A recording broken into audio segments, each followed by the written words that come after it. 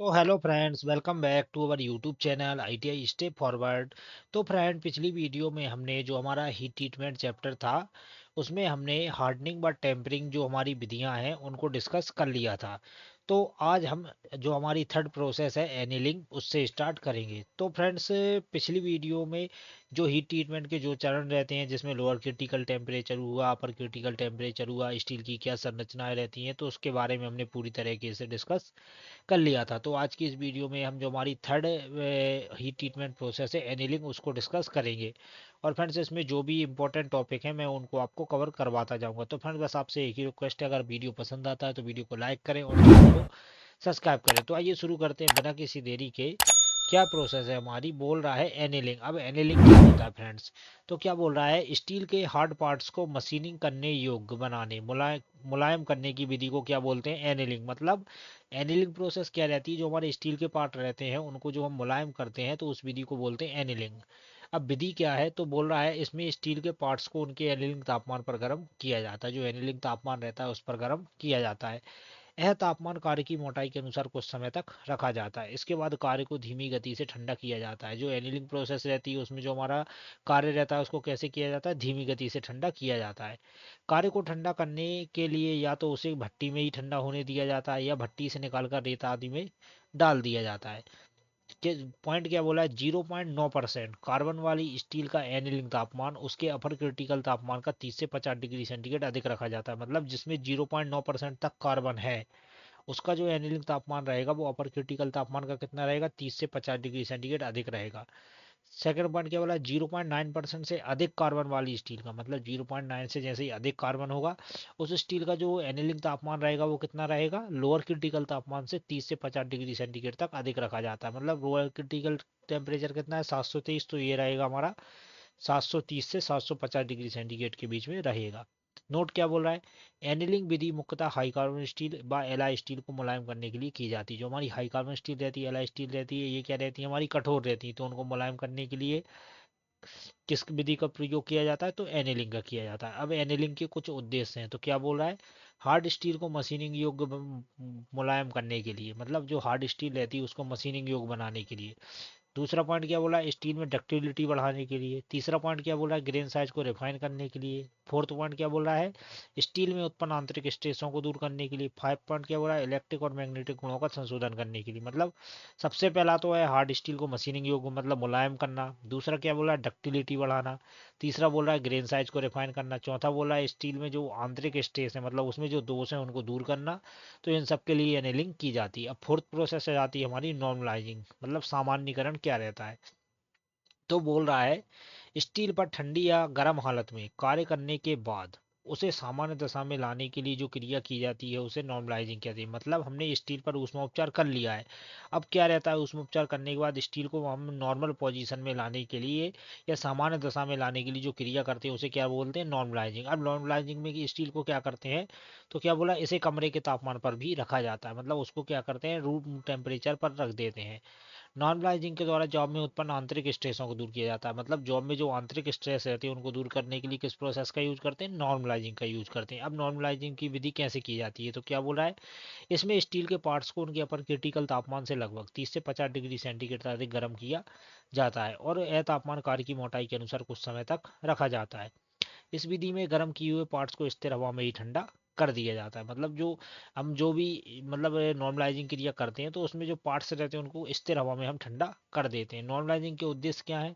तो क्या बोला? स्टील के पार्ट्स पर ठंडी या गर्म हालत में कार्य करने से आंतरिक स्ट्रेसों को दूर करने के लिए, ग्रेन साइज को रिफाइन करने के लिए और आवश्यकता अनुसार यांत्रिक गुणों की प्राप्ति के लिए। मतलब जो गुण हमें चाहिए वो गुण प्राप्त करने के लिए किसका यूज करते हैं? नॉर्मलाइजिंग का। तो फ्रेंड्स, ये हमारी प्रोसेस थी। अब आ जाती है हमारी सरफेस हार्डनिंग। अब फ्रेंड्स, सरफेस हार्डनिंग क्या रहती है जैसे मैं आपको बता देता हूँ। फ्रेंड्स, हमारा कोई भी माइल्ड स्टील का जॉब है तो उसका जो ऊपर की सरफेस रहती है उसको हार्ड करना, मतलब उसकी सरफेस को हार्ड करना ही हमारा सरफेस हार्डनिंग कहलाता है। तो क्या बोल रहा है? अच्छी सर्विस कंडीशनों और लंबे जीवन काल के लिए सरफेस को हार्ड व घिसावट का प्रतिरोधी बनाने के लिए सरफेस हार्डनिंग की जाती है, जिसका सिरा कोर टफ और झटकों को सहन करने वाला होता है। मतलब जो उसका ऊपर का सिरा रहता है कैसा रहता है? टफ रहता है और झटकों वगैरह को सहन कर लेता है। उसके लिए किस क्या की जाती है? Surface hardening. अब सरफेस हार्डनिंग में भी क्या है हमारा? Case hardening. तो क्या बोल रहा है, लो कार्बन स्टील अर्थात माइल्ड स्टील को हार्ड नहीं किया जा सकता है क्योंकि इसमें कार्बन की मात्रा कम होती है। मतलब जो हमारी माइल्ड स्टील रहती है उसे हम हार्ड व टेम्पर नहीं करते हैं, उसे हम क्या करते हैं, केस हार्ड करते हैं। क्यों? क्योंकि उसमें कार्बन की मात्रा कम रहती है। दूसरा पॉइंट क्या बोला है, माइल्ड स्टील के पार्ट्स की सरफेस को घिसने से बचाने के लिए एक प्रकार की क्रिया की जाती है, उसे केस हार्डनिंग कहते हैं। मतलब जो माइल्ड स्टील के पार्ट रहते हैं उन्हें घिसने से बचाने के लिए क्या क्रिया की जाती है, केस हार्डनिंग की जाती है। इस विधि में केवल पार्ट्स की बाहरी सरफेस को ही हार्ड किया जाता है, जो बाहर की सरफेस रहती है उसको हार्ड किया जाता है और अंदर का भाग मुलायम और टफ रखा जाता है, जिससे पार्ट झटके व कंपन आदि को सहन कर लेता है। केस हार्डनिंग की निम्न विधियां हैं। अब केस हार्डनिंग की कौन कौन सी विधियां हैं, तो पहली है कार्बोराइजिंग विधि। यह केस हार्डनिंग की एक विधि है जिसमें लो कार्बन स्टील की सतह पर कुछ गहराई में कार्बन की मात्रा बढ़ाई जाती है। स्टील पर कार्बोराइजिंग प्राय निम्नलिखित विधियों द्वारा की जाती है। अब जो कार्बोराइजिंग की जाती है वो भी कई प्रकार की जाती है। तो पहली आ जाती है कार्बोराइजिंग में हमारी पैक कार्बोराइजिंग। तो पैक कार्बोराइजिंग क्या होता है, इसको पढ़ लेते हैं। बोल रहा है, इस विधि में low carbon steel mild steel के पार्ट्स को साफ करने के बाद साफ करने के बाद कास्ट आयरन के बॉन्ड्स में कार्बन युक्त पदार्थों जैसे लकड़ी का कोयला, हड्डी का पाउडर, झुलसे हुए चमड़े, कैल्शियम, बेरियम, सोडियम के कार्बोनेट के मिश्रण के साथ पैक कर दिया जाता है। बॉक्स को मिट्टी के साथ एयर हाइट करने के बाद उसे 900 से 950 डिग्री सेंटीग्रेड तक तापमान दिया जाता है। यह तापमान केस की गहराई के अनुसार कई घंटों तक रखा जाता है। इसके बाद पार्ट्स को बॉक्स में ही ठंडा होने दिया जाता है, जिससे कार्बन पार्ट्स की सतह पर जम जाती है। इस विधि में 1 से 2 mm तक केस की गहराई में कार्बन जमाई जाती है। अब फ्रेंड्स, अब हम इसको अच्छे से देख लेते हैं। तो पैक कार्बोनाइजिंग कुछ नहीं रहता है, इसमें जो हमारी माइल्ड स्टील रहती है उसमें जो पार्ट्स रहते हैं उसको क्या करते हैं, कास्ट आयरन के बॉन्ड्स में कार्बन युक्त पदार्थों जैसे लकड़ी का कोयला हुआ, हड्डी का पाउडर, झुलसी हुई चमड़े आदि के साथ बॉक्स के साथ एयरहाइट कर दिया जाता है और 900 से 950 डिग्री सेंटीग्रेड तक तापमान दिया जाता है। उसके बाद क्या रहता है, उस पर केस हार्डनिंग हो जाती है। और ये कितने डिग्री सेंटीग्रेड पर की जाती है, तो 1000 डिग्री सेंटीग्रेड या 900 से 950 डिग्री सेंटीग्रेड हम बोल सकते हैं। अब दूसरी विधि कौन सी है, हमारी गैस कार्बोराइजिंग। इस विधि में लो कार्बन स्टील मतलब माइल्ड स्टील के पार्ट्स को गैस कार्बोराइजिंग फर्नेस में, जो गैस कार्बोराइजिंग फर्नेस रहती है, फर्नेस हमारी भट्टियां रहती हैं, में कार्बन युक्त गैस से कौन कौन सी गैस है, कार्बन मोनोऑक्साइड, मीथेन, एथेन के साथ क्रिटिकल रेंज में गर्म किया जाता है, जिससे गैस की कार्बन पार्ट्स की सतह पर जम जाती है। इस विधि में 1 mm केस की गहराई में हार्ड करने के लिए पार्ट्स को कार्बन युक्त गैस के साथ 870 से 950 डिग्री सेंटीग्रेड तापमान पर कितने घंटे, 6 घंटे तक रखा जाता है। मतलब गैस कार्बोराइजिंग विधि में जो हमारी स्टील रहती है उसको कितने घंटे तक रखा जाता है, 6 घंटे तक रखा जाता है। तो इसमें कौन कौन सी गैसें हैं, कार्बन मोनोऑक्साइड, मीथेन और एथेन। चलिए आगे बढ़ते हैं। थर्ड क्या बोला है, द्रव्य कार्बोराइजिंग। द्रव्य से नाम स्पष्ट हो रहा है कि फ्रेंड्स इसमें किसी लिक्विड का यूज किया जाता है। तो क्या बोला है, इस विधि में पार्ट्स को द्रव में डुबोया जाता है, मतलब किसी लिक्विड में डुबो रहे हैं। इसके लिए द्रव में सोडियम क्लोराइड, सोडियम साइनाइड और सोडियम कार्बोनेट का घोल बनाया जाता है। फ्रेंड्स, आपको ये तीनों घोल याद रखने, सोडियम क्लोराइड, सोडियम साइनाइड और सोडियम कार्बोनेट। इसे 900 डिग्री सेंटीग्रेड तक गर्म करके इस घोल में पार्ट्स को तार से बांधकर डुबोया जाता है, जिससे रासायनिक क्रिया द्वारा पार्ट्स की हार्डनिंग हो जाती है। इसके लिए पार्ट्स को जितना ज़्यादा डुबो कर रखा जाएगा केस की गहराई उतनी अधिक होगी। मतलब जो हमारी माइल्ड स्टील है उसको भाई क्या करते हैं, जितना ज़्यादा उसको डुबो कर रखा जाएगा उतना ही ज़्यादा वो हमारा केस हार्डनिंग का गुण होगा। और फ्रेंड्स, आपको ये द्रव्य याद रखने कौन कौन सा घोल रहता है, हमारा सोडियम क्लोराइड, सोडियम साइनाइड और सोडियम कार्बोनेट, ये तीन हमारे घोल रहते हैं जिसमें डुबोया जाता है। अब आ जाती है नाइट राइडिंग। ये हमारी सिक्स कौन सी प्रोसेस है फ्रेंड्स, ये हमारी हार्डनिंग वगैरह की प्रोसेस है। तो नाइट राइडिंग एक अलग प्रोसेस है। नाइट राइडिंग क्या रहता है, इस विधि में केवल एलआई स्टील की पार्ट्स की सतह को हार्ड किया जाता है। मतलब केवल एलआई स्टील, जैसे हमारा निकेल स्टील, तो chromium steel, vanadium steel, tungsten steel आदि। तो friends, nickel steel, chromium steel, vanadium steel, tungsten steel, ये सभी आपको पता ही है, सभी हमारी धातुएं हैं। ये हमने धातु चैप्टर में बहुत अच्छे से कवर कर लिया है। धातु चैप्टर के बाद ही मैं आपको हीट ट्रीटमेंट पर लाया हूँ। अगर मैं आपको पहले हीट ट्रीटमेंट पढ़ा देता फिर धातु पढ़ा देता तो उसका कोई मतलब नहीं रहता, इसलिए मैंने आपको पहले धातु पढ़ा दिया है। अब हम हीट ट्रीटमेंट कर रहे हैं। क्या बोल रहा है, इस विधि में पार्ट्स को अमोनिया गैस के साथ 500 डिग्री सेंटीग्रेड, 500 से 550 डिग्री सेंटीग्रेड तापमान देकर फर्नेस में गर्म करते हैं और पार्ट्स की धीरे धीरे ठंडा होने दिया जाता है। पार्ट्स को अमोनिया गैस के साथ 50 घंटों तक गर्म करके उसकी सतह को 0.4 mm तक गहराई में हार्ड किया जा सकता है। अब फ्रेंड, नाइट राइडिंग जो रहती है केवल एलआई स्टील के लिए की जाती है। 500 से 550 डिग्री सेंटीग्रेड तक गर्म करके फर्नेस में गर्म किया जाता है और कौन सी गैस का यूज किया जाता है इसमें? अमोनिया गैस का। ये क्वेश्चन भी फ्रेंड कई बार पूछा गया है कि नाइट राइडिंग में किस गैस का यूज किया जाता है, तो हम अमोनिया गैस का यूज करते हैं। चलिए आगे बढ़ते हैं। आवाज आती है फ्लेम हार्डनिंग। फ्लेम हार्डनिंग क्या रहती है?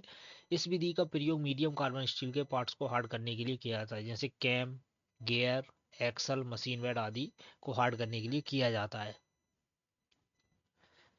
इसमें तापमान ऑक्सी एसिटिलीन टार्च के द्वारा कार्बोराइजिंग फ्लेम लगभग 800 डिग्री सेंटीग्रेड तक गर्म किया जाता है, और गर्म सतह को फव्वारे के द्वारा पानी छिड़ककर ठंडा किया जाता है। इस विधि में पार्ट्स की पूरी सतह को या फिर उसके कुछ भाग को ही हार्ड किया जाता है, जिसे जॉन हीटिंग कहते हैं। इस विधि के द्वारा 5 से 12 mm गहराई तक हार्डनिंग हो जाती है। इस विधि के द्वारा भारी व बड़ी जॉबों की हार्डनिंग हार्डनिंग की जाती है, मतलब भारी व बड़े जॉब रहते हैं उनकी हार्डनिंग की जाती है, जैसे हमारे मशीन के बेड, तो उनकी हार्डनिंग की जाती है किसमें? फ्लेम हार्डनिंग में। चलिए आगे बढ़ते हैं। अब आ जाती है हमारी इंडक्शन हार्डनिंग। इंडक्शन हार्डनिंग क्या रहती है? क्या बोल रहा है? इस विधि में इस विधि में 2000 साइकिल का एसी करंट, मतलब एसी करंट का यूज किया जा रहा है, एक कॉपर इंडक्शन कॉइल में प्रवाहित किया जाता है। इस विधि के द्वारा बाहरी व अंदरूनी सतहों को केसार्ट किया जाता है। इस प्रक्रिया में सरफेस फिनिशिंग खराब नहीं होती है। इसकी सहायता से स्टील को तुरंत हार्ड किया जा सकता है। दूसरी विधियों की अपेक्षा इसमें कम फिनिशिंग या सॉरी कम समय लगता है। एलॉय स्टील की हार्डनिंग करने के लिए तापमान 790 से 800 रखा जाता है डिग्री सेंटीग्रेड,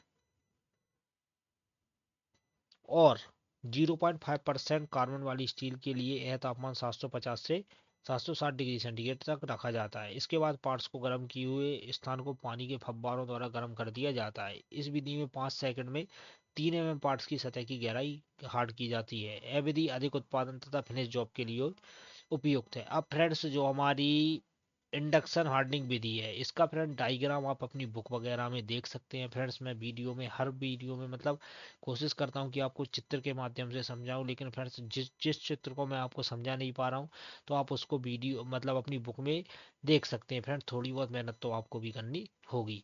अब आ जाता है सामान कटिंग टूल्स की हीट ट्रीटमेंट। क्या बोला है? कटिंग टूल को हाई कार्बन स्टील या हाई स्पीड स्टील से बनाया जाता है। कटिंग टूल को दूसरी धातुओं को काटने योग्य बनाने के लिए कई प्रकार के ऊष्मोपचार किए जाते हैं।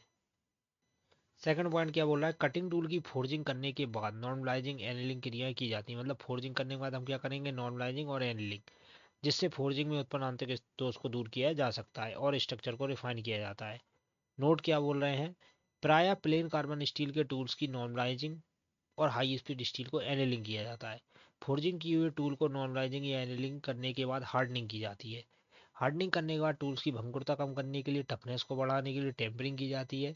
इसमें कटिंग टूल के काटने की कार्यकुशलता बढ़ जाती है। अब आ जाती है friend hardness testing. Hardness testing क्या रहती है? तो फ्रेंड जो हमारे बड़े बड़े जॉब रहते हैं या जो कोई भी हमारा बेड वगैरह रहता है, तो क्या करते हैं, एक इंडेशन रहता है टूल जैसा, तो उसको उस धातु पर या बेड मस जैसे आप लेथ मशीन का बेड ले लीजिए, उसकी हार्डनेस को हम टेस्ट करने के लिए कई विधियां होती हैं। तो इसी प्रकार किसी भी जॉब की हार्डनेस को टेस्ट करना बहुत जरूरी होता है। तो क्या बोला है? धातु की हार्डनेस चेक करने के लिए निम्नलिखित विधियां प्रयोग में लाई जाती हैं। पहली हमारी ब्रिनेल हार्डनेस टेस्ट। तो क्या बोल रहा है? यह टेस्ट ब्रिनेल हार्डनेस टेस्टर के प्रयोग द्वारा किया जाता है। इस टेस्ट में एक सर्कुलर निशान बनाया जाता है, जिसके लिए एक निशान इंडेशन टूल बॉल इंडेटर का प्रयोग किया जाता है। इसमें 100 से 300 केजी का लोड प्रयोग किया जाता है। इसका प्रयोग किए जाने वाला बॉल इंडेटर हार्ड की हुई स्टील का एक टंगस्टन कार्बाइड का बना होता है। जो एक बॉल रहता है वो किसका बनाता है? हाई स्पीड सॉरी फ्रेंड, जो बॉल रहता है हार्ड की हुई स्टील का या टंगस्टन कार्बाइड से बनाया जाता है, जिसका व्यास कितना रहता है? 1 से 10 mm। बॉल इंडेटर द्वारा लगाया गया सर्कुलर निशान एक माइक्रोस्कोप और स्केल द्वारा mm में मापा जाता है। ब्रिनेल हार्डनेस नंबर को स्टैंडर्ड एचपी टेबल का प्रयोग करके प्राप्त किया जाता है। जो लोड बॉल के व्यास और निशान के व्यास के विभिन्न कॉम्बिनेशन के साथ उपलब्ध होते हैं, इसकी इकाई BHN ब्रिनेल हार्डनेस नंबर होती है। ब्रिनेल विधि द्वारा नरम साफ धातुओं की टेस्टिंग की जाती है। फ्रेंड्स ये आपको डायग्राम दिख रहा होगा, ज़्यादा अच्छा तो नहीं है, लेकिन मैं कोशिश करूंगा कि आपको इसके माध्यम से समझा पाऊँ। ये हमारा हो गया जॉब। अब जॉब पर हम क्या करते हैं? इस टेस्टर को गिराते हैं। ये जो बॉल इंडेटर दिख रहा है, ये बॉल जैसा बना है, तो ये हमारा बॉल इंडेटर है। ये हमारा इम्प्रेशन डायामीटर है, ये एक डायामीटर का जॉब है। इस पर हम क्या करते हैं? एक लोड को एक सीमा तक गिराते हैं, जिससे क्या रहता है, हम धातु की हार्डनेस पता कर सकते हैं कि ये धातु कितनी हार्ड है और उसकी हार्डनेस क्या है। तो उसके लिए हम किसका यूज करते हैं, ब्रिंडेल विधि का। अब आपको याद रखना है कि ब्रिंडेल विधि के द्वारा कौन सी धातुओं की हार्डनेस टेस्ट की जाती है, नरम और सॉफ्ट धातुओं की टेस्टिंग की जाती है। बाकी इसमें जो बालेंडेटर रहता है उसकी धातु क्या रहती है, हार्ड की स्टील या टंगस्टन कार्बाइड का बनाया जाता है। अब दूसरी विधि आ जाती है हमारी कौन सी, बीकर हार्डनेस। तो क्या बोल रहा है, यह टेस्ट बीकर हार्डनेस टेस्टर के प्रयोग द्वारा किया जाता है। इस टेस्ट में एक इंडेशन निशान टूल बनाया डायमंड पिरामिड के द्वारा निशान बनाया जाता है, जिसका पॉइंट एंगल कितना रहता है, 136 डिग्री। फ्रेंड्स ये क्वेश्चन कई बार एग्जाम में पूछा गया है कि जो बीकर हार्डनेस टेस्ट रहती है उसमें जो हमारा डायमंड पिरामिड रहता है उसका एंगल कितना रहता है, तो 136 डिग्री रहता है। इसको आप नोट डाउन कर लेना। इस पर प्रयोग किया जाने वाला लोड 5 kg से 120 kg होता है। मतलब क्या करते हैं, 5 से 120 kg का लोड ऊपर से गिराते हैं। डायमंड आकार के निशान का औसत कर्ण एक माइक्रोस्कोप या एक स्केल द्वारा मापा जाता है। बीकर हार्डनेस के मान की गणना निम्नलिखित सूत्र द्वारा की जाती है। बीकर हार्डनेस मान बराबर 18,544 गुणा पी अपॉन डी स्क्वायर, जहाँ पर पी क्या है, लोड किलोग्राम में है, और डी क्या है, निशान का औसत कर्ण है। ये डायमंड पिरामिड दिख रहा होगा आपको, 136 डिग्री इसका एंगल रहता है, इसको हम गिराते हैं। अब थर्ड आ जाती है हमारी रॉकवेल विधि। ये फ्रेंड्स हमारी बहुत ही महत्वपूर्ण विधि है, अधिकतर इसी का प्रयोग किया जाता है। तो क्या बोला है, रॉकवेल हार्डनेस विधि।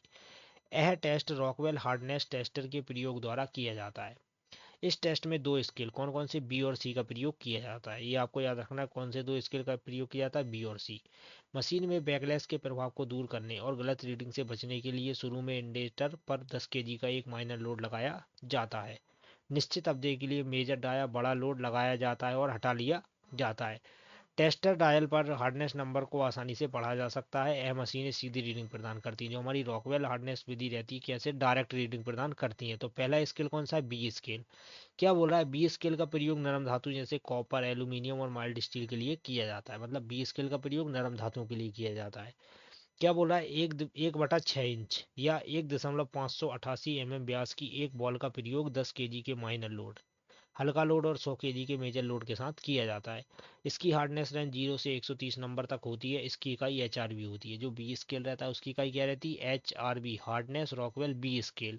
और इसकी हार्डनेस रेंज कितनी रहती है, 0 से 130 नंबर रहती है। तो ये आपको याद रखना है। दूसरा आ जाता है सी स्केल। क्या बोल रहा है, सी स्केल का प्रयोग हार्ड की हुई धातु जैसे हार्ड की हुई स्टील के लिए प्रयोग डायमंड कॉन इंडेटर 120 डिग्री के द्वारा 10 kg के माइनर लोड और 100 kg के मेजर लोड के साथ किया जाता है। इसकी इकाई एचआरसी, हार्डनेस रॉकवेल सी स्केल रहती है।